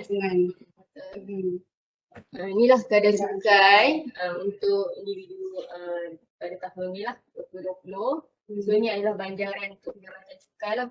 Contohnya sekiranya pendapatan cukai 80,000. So di kategori 70,000 yang pertama tu 4,600 dah cukai dikenakan. Dan balance 10,000 lagi tu baru kita darab dengan kadar 21% tu. So balance tu lah 4,600 campur dengan balance tadi tu. Kemudian barulah tolak rebate lah. Kalau ada zakat yang sama dengan jual cukai tu, tak ada dikenakan cukai lah. Okey, ni bayaran cukai. So sekiranya di penerimaan tadi ada ketera bayaran cukai yang dikenakan kan. Okay. So kalau ada lebihan bayaran tak apalah, lembaga hasil yang kena pulangkan kan. So sekiranya ada baki cukai boleh dibayar ataupun bayaran cukai, so boleh buat secara ni lah, online lah ataupun bayar hasil di aplikasi MyTax tadi. Terus bayar. Betul. Terus bayar ya. Kalau takut lupa, better terus bayar lah. Sebelum? Ataupun pada 30 April ataupun sebelum. Okay. Yang ni mudah lah, maksudnya klik bayar hasil tu, dan nanti masukkan IC, dia terus ada nombor rujukan kita. Dia boleh masukkan berapa jumlah cukai yang kita nak bayar untuk tahun taksiran bila, dan boleh klik hantar terus lah, boleh klik bayar lah. So selain daripada perbankan internet, boleh bayar melalui kad kredit juga, dan juga bayaran melalui perbankan telefon juga ada. Cara bayaran. Kemudian sekiranya ini keluar negara, okey, ini sekiranya ada tunggakan cukai ke apa, mereka buat semak dulu lah di http sspi.imi.gov.my ataupun boleh semak di aplikasi MyTax tadi kan, ada persekatan perjalanan kan. So sebelum pembelian tiket ke luar negara tu, better buat semakan dulu lah, takut ada sekatan perjalanan. Sebab kalau ada sekatan, memang kita tak boleh proceed untuk terus ke luar negara lah. Immigration akan tahan dulu. Dan sekiranya kita buat pembayaran 50% dulu, dan akan diberikan pelepasan sementara. So kita akan tanya tempoh bila nak pergi dan bila akan pulang kan. So tempoh tu saja digunakan. Dan kalau buat pembayaran penuh, so kita boleh batalkan lah sekatan tu. Yang ni pula disclaimer lah. Memang sekarang kebelakangan ni memang ramai lah yang menyamar jadi pegawai lembaga hasil. So ramai yang dah terkena, kadang habis lah duit dalam account bank tu kan. So saya harap tuan-puan jangan jadi mangsa sindiket penipuan ni lah. Sekiranya ada panggilan telefon, SMS ataupun yang apa-apa yang meragukan, email ke, boleh hubungi lembaga hasil dulu untuk dapatkan pengesahan. Kita buat semakan dulu, betul ke ada tunggakan, dan kalau tak ada tu, just maklumkan lah, kita akan maklumkan lah. Dan kadang tu tak logik juga sebab kadang dia call pakai nombor handphone. Dan sebenarnya memang kita selalunya akan buat panggilan melalui nombor ni lah, nombor office lah. Ataupun kalau panggilan handphone tu hanya untuk ni saja, pegawai perhubungan awam je yang boleh, yang ada nombor handphone lah, tapi jarang lah pegawai perhubungan yang maklumkan tunggakan cukai semua ni. Jadi semakan nombor phone pegawai perhubungan awam pun boleh semak di website, memang ada. So selain dari nombor tu memang kira-kira meragukan lah, kalau nombor telefon bimbit lah. Jadi boleh buat semakan dulu. Okey, ni apa akan jadi sekiranya lewat atau gagal hantar borang dan bayar cukai lah. Okey, kalau lewat gagal, lewat atau gagal hantar borang. Okay. Kalau gagal hantar borang ini dikira sebagai jenayah. Kalau tindakan undang-undang kita lah, dikira macam jenayah lah kalau tak hantar borang. So penalti akan dikenakan bergantung kepada tempoh selepas tarikh yang ditetapkan lah. Maksudnya selepas 30 April ataupun 15 Mei yang lanjutan tu Kalau tak hantar juga borang sehingga 12 bulan, 15% dikenakan atas jumlah cukai tu. Kalau cukai 500 darab 15% lah. Dan yang tu baru penalti saja. Belum lagi cukai yang 500 tadi tu kan. So kemudian kalau melebihi 12 bulan hingga 24 bulan, penalti 30%. Dan melebihi 24 bulan, 45% daripada cukai dikenakan tu. Okay, yang ni pula sekiranya gagal bayar. Jadi gagal hantar borang. Gagal Ni gagal bayar pula. gagal bayar. So kenaikan akan dikenakan bergantung pada tempoh selepas tarikh yang ditetapkan lah. Maksudnya selepas 30 April tu akan maksudnya 30 April lanjutan 15 Mei. 16 Mei tu terus dikenakan 10% daripada akan dibayar. Okey. 16 Mei terus efektif. Ya, betul. Okey, ni tarikh akhir. Kalau tarikh bayaran bagi individu yang jalankan perniagaan 30 Jun dan selain perniagaan 30 April lah. Okey. Semakan pengesahan penerimaan EBE. Okey, ni kadang kita nak confirmkan sama ada betul kita dah submit ataupun nak semak balik kita dah hantar betul ke tak apa yang kita buat ni ataupun ada kesilapan ke apa kan. Nak make sure kita hantar ataupun nak check pula tahun-tahun sebelum ni ada tak tahun yang belum submit, ada yang tertinggal, kita boleh buat semakan. Sama juga masuk ke website MyTax tadi tu, aplikasi MyTax, pergi ke perkhidmatan EZ hasil, kemudian dekat perkhidmatan tu klik e-filing, kemudian akan ada senarai tu, e-borang, e-borang taksiran, kemudian ada e-semakan pengesahan. So boleh klik kat situ lah untuk buat pengesahan. Kita buat semakan lah. Dan boleh pilih lah borang yang kita isi, borang BE dan pilih tahun taksiran yang kita nak semak tu. So kalau nak tengok tahun yang sebelum ni 2012 lah. Yang paling awal yang ada dalam sistem ni 2012 lah. So boleh buat pengisian secara online dari tahun 2012. Kalau ke bawah lagi kalau ke bawah lagi yang tu kena manual. Okey. Dia biasa berapa tahun yang available dalam sistem? Memang setiap tahun daripada 2012 bawah borang tu lah. Kalau yang sebelum tu lagi kena isi borang secara manual. So bila buat semakan keluar ni lah pengesahan penerimaan lah untuk tahun tertentu tu lah yang kita pilih tadi.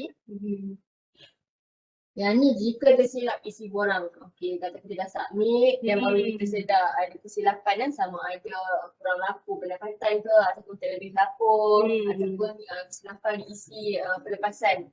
So nak tambah ke ataupun nak kurangkan. So yang ni masukkan ke aplikasi MyTax tadi, e-filing dan pilih e-permohonan pindaan BE. So boleh isi, dia ada pilihan lah, sama ada isi melalui online permohonan pindah ni, masukkan jumlah amount yang kita nak pindah lah. Ataupun cara dia pergi ke lembaga hasil dan bawa bersama dokumen-dokumen yang kita dah tulis pelepasan dan juga penyata tahunan. Untuk ke lembaga hasil kita akan pindah lah. Perbaikan sendiri. Maknanya ada peluang lagi lah walaupun kita dah tekan button submit tu. Betul, boleh lagi. Biasanya tempoh yang dibenarkan Asalkan dalam tempoh pengisian e-filing. Maksudnya dalam tempoh 30 April kalau kita nak buat pindaan tidak dikenakan sebarang penalti lah. Tapi kalau selepas 30 April maksudnya dah habis tempoh e-filing baru kita sedar kita nak buat pindaan, tu ada start kena penalti lah. Akibat kesilapan mengisi borang. So kena berhati-hati lah. Selepas dah hantar pun kita check balik lah. Dan make sure hantaran borang e-filing tu resit-resit yang kita simpan tu kalau boleh tuan-puan simpan selama 7 tahun. Memang syarat dia untuk kita boleh audit ataupun semak dalam tempoh 7 tahun tu. So kalau lah macam kadang resit yang kita simpan tu kalau dia 7 tahun dah pudar kan, so digalakkan lah tuan-puan untuk scan ataupun buat soft copy ataupun buat photostat ke kan untuk simpanan lah. Untuk mengelakkan ni lah dikenakan kita banyak digital storage sekarang ni. Boleh guna Google Drive, Dropbox untuk simpan semua data.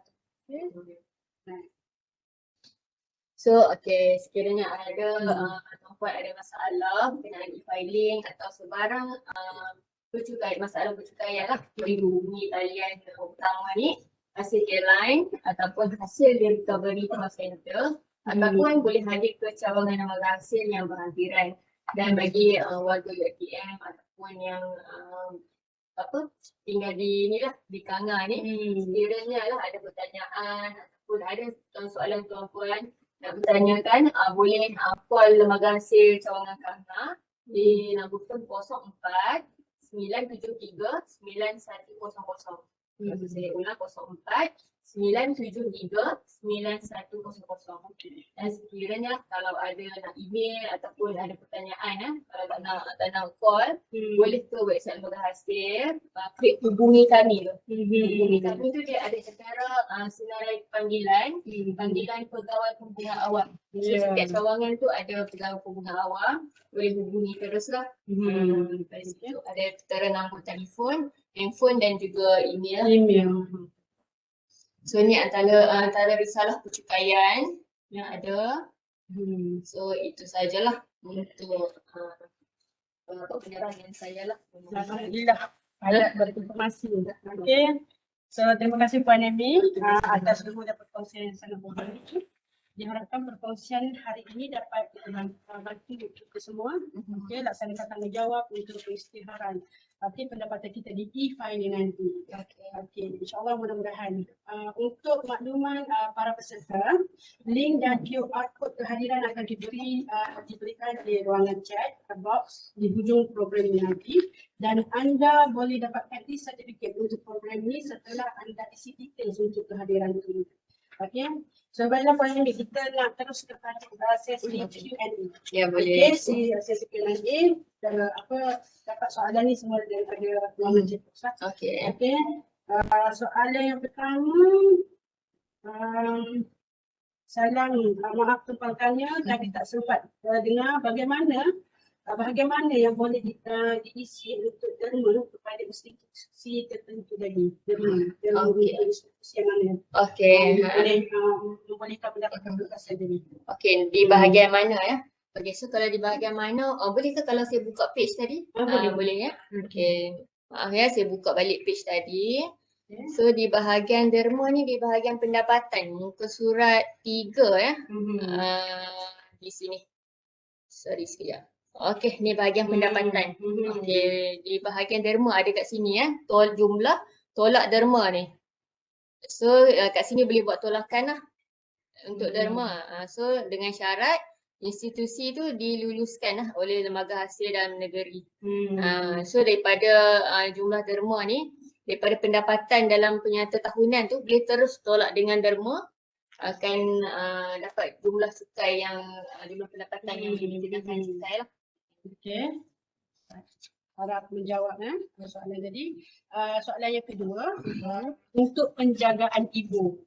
Bolehkah pengecualian dibahagi dengan adik-beradik sebab bergilir jaga ibu? Ya, boleh. Adik-beradik ramai ni. Boleh juga. So macam tadilah daripada yang penerangan mengenai pelepasan ibu bapa tadi, di sinilah perbelanjaan khas ibu bapa ataupun kita tengok yang mana satu nak tuntut lah. Kita nak tuntut perbelanjaan khas ibu bapa. Yang ni boleh tuntut terhad ibu RM1,500 dan bapa RM1,500. Kemudian bahagi pula adik-beradik yang nak pohon tu. Kalau 3 orang, RM1,500 tu bahagi dengan 3 lah. Cuma dia punya keistimewaannya cuma dia tak perlukan resit. Kita hanya perlukan IC, salinan IC ibu bapa sekiranya dia audit lah. So boleh masukkan jumlah number IC sahaja lah. Okey, soalan yang seterusnya, brain assessment. Okey, bolehkah isteri mohon pelepasan medical treatment? Okey, ubat ataupun ubat suami separuh sebab isteri pun bayar untuknya. Okey, maksudnya tak siram berasingan dan ubat tu sama-sama nak tuntut lah separuh kan. Okey, kita tengok kalau lah sebab kita ni bergantung pada resit. Kalau resit tu atas nama siapa tu kita accept je. Dia Contohnya mesti atas nama pembayar cukai tu. betul. Okey. Buat perbelanjaan tu untuk ibu bapa. So kita tengoklah kalau resit tu atas nama suami, memang isteri tak boleh tuntut dah lah. Okey. So kena tengok atas nama siapa lah. Okey, soalan seterusnya banyak soalan ni. Okey. Anak dah umur 25 tahun. Asyik meneruskan pengajian dan sehingga PhD. Bolehkah mohon pelepasan anak kerana masih tak bekerja? Belajar. Okay. So selagi anak tu masih dalam tanggungan ibu bapa dan selagi belum berkahwin dan masih belajar, boleh dituntut pelepasan cukai je lah atas anak yang belajar di institusi pengajian tinggi lah. So masih boleh, sekiranya belum berkahwin, dia tak tetapkan syarat lah sehingga umur berapa tahun. Tak ada kat situ. Cuma dengan syarat masih tanggungan ibu bapa dan belum berkahwin. Belum berkahwin. Boleh lagi tuntut. Okey, sampai PhD kan? Boleh, boleh lagi dituntut ya. Okey, soalan seterusnya untuk yang ni dah ada tadi, penjagaan ibu tadi. Kalau ada lagi soalan? Okey. Saya berpindah kerja baru tahun 2020. Jadi bilangan majikan saya perlu letak 2. Macam mana soalannya? Saya berpindah kerja baru tahun 2020. Okey. Bilangan majikan saya perlu letak 2. Macam tu. Okey, betul. Ada Dua majikan majikan, ya lah. betul. So dekat bahagian pendapatan tadi, di muka surat 3 tadilah. Yang tu pendapatan yang untuk daripada Januari 2020 sehingga Disember 2020 kena combine lah. Total tu kena masuk di bahagian yang penggajian tadi tu, pendapatan bukan penggajian. Dan kemudian bilangan penggajian tu kena masukkan 2 lah. Sebab ada 2 majikan. Okey. Soalan seterusnya. Adakah hanya pusat asuhan yang berdaftar bawah Jabatan Kebajikan Masyarakat sahaja yang digunakan untuk penambahkan cukai? Untuk anak bawah umur 6 tahun? Ya betul. Untuk TASKA lah. Kalau TASKA dia perlu berdaftar dengan Jabatan Kebajikan Masyarakat dan sekiranya prasekolah ataupun tadika. Tadika yang tu berdaftar dengan Jabatan Pendidikan. So dengan syarat tu dia perlu berdaftar. Sekiranya saya tak pasti kalau pasti berdaftar atau tak, boleh buat semakan lah. So kat situ kena semak dulu. Kalau berdaftar baru boleh tuntut pelepasan. Okey. Kena tengok tu.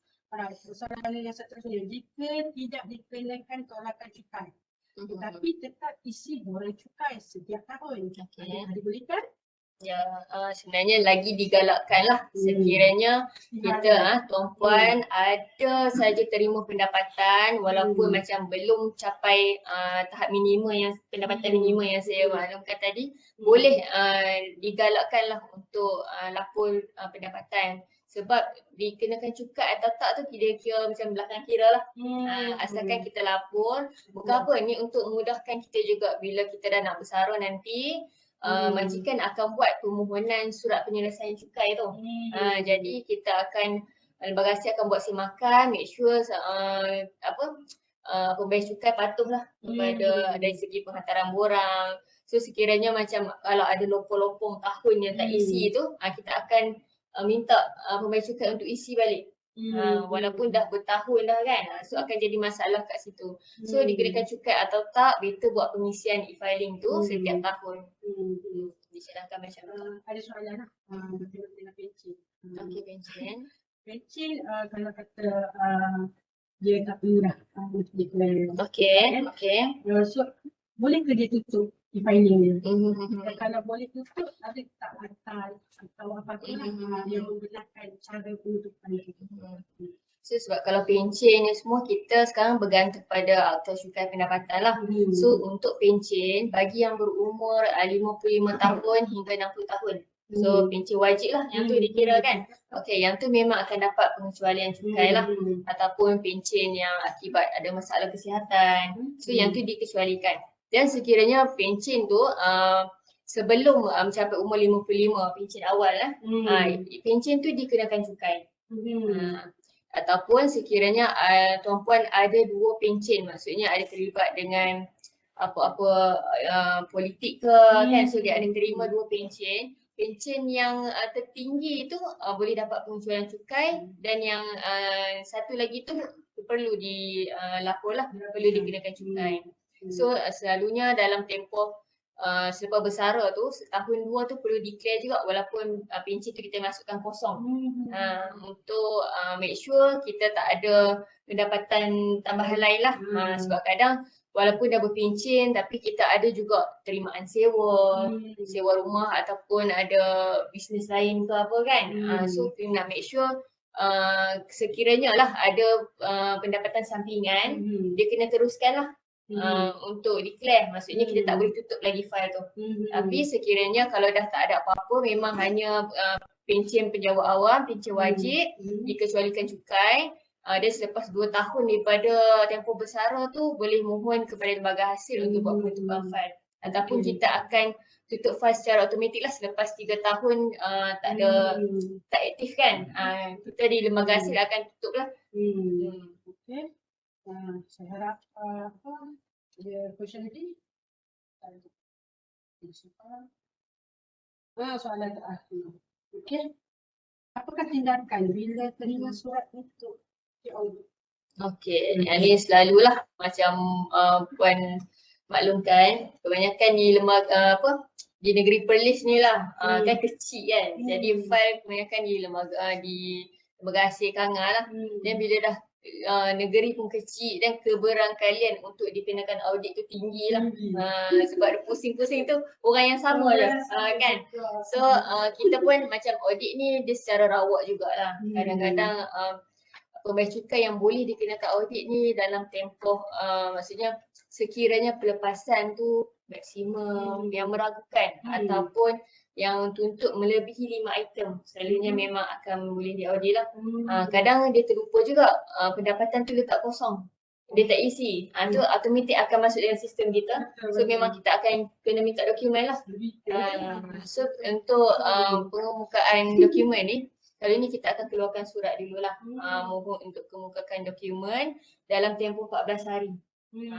So sekiranya dalam tempoh 14 hari tu pelepasan semua kita tak terima dokumen, jadi kita akan tarik balik semua pelepasan tu. Tapi ada budi bicara lah, maksudnya pelepasan anak ke yang tu kita tak tarik lah kan. Tapi yang pelepasan yang ada receipt tu kita tarik lah. Tu yang akan jadi taksiran tambahan tu. So kalau tak ada bayaran ke apa, samalah kena pegang penalti tu. Tapi jangan risaulah, kalau contoh dah 14 hari masih kita rasa tak sempat nak cari dokumen kan, boleh hubungi lembaga hasil ataupun pegawai audit yang in charge tu, minta untuk tangguhkan ke, untuk pencarian kan. Ya, ada boleh bicara ataupun nak buat rayuan pun boleh lah. Bila dapat tarikh tu. Betul. Boleh, insyaAllah. Jadi penyediaan dokumen. Betul. So sebab itulah kita galakkan bila nak buat e-filing ni, make sure dokumen tu memang dah tersedia ada dah. Tu terpulang kepada tuan puan cara penyimpanan lah, sama ada nak buat dalam bentuk soft copy ataupun nak photostate ke apa kan. Tapi make sure apa yang kita lapor tu, dokumen tu ada dan kita simpan. Cuma lembaga hasil tak minta dalam waktu terdekat tu lah. Mungkin dalam tempoh 7 tahun tu akan diminta kan. Okey, alhamdulillah. Macam ni. Okay, kita macam ni, orang penilaian kursus. Okey, boleh isi di link yang tertera di chat box masing-masing. Okey.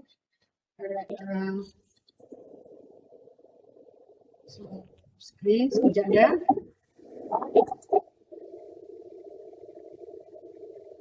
Okay. Alhamdulillah, sekian saja untuk kali ini. Mohon maaf daripada saya yang mewakili pihak kru program webinar kali ini. Sekiranya ada terkasar bahasa terlanjur bicara sepanjang menjadikan majlis pada tadi. Diharap perkongsian ilmu hari ini dapat membuka mata kita semua supaya lebih cakna dan lebih faham bagaimana nak memanfaatkan dengan sebaik-baiknya setiap pelepasan cukai yang telah disediakan oleh pihak kerajaan kepada kita semua. Sebelum itu saya nak ingatkan sekali lagi, sila isi boleh para peserta boleh isi kehadiran di link yang diberikan. Okey, borang penilaian kursus juga mohon isi untuk memudahkan anda mendapatkan e-certificate daripada program ini. Okey, sebelum itu izinkan saya merangkap sebaris kata, jika hati seputih awan, jangan biarkan ia mendung.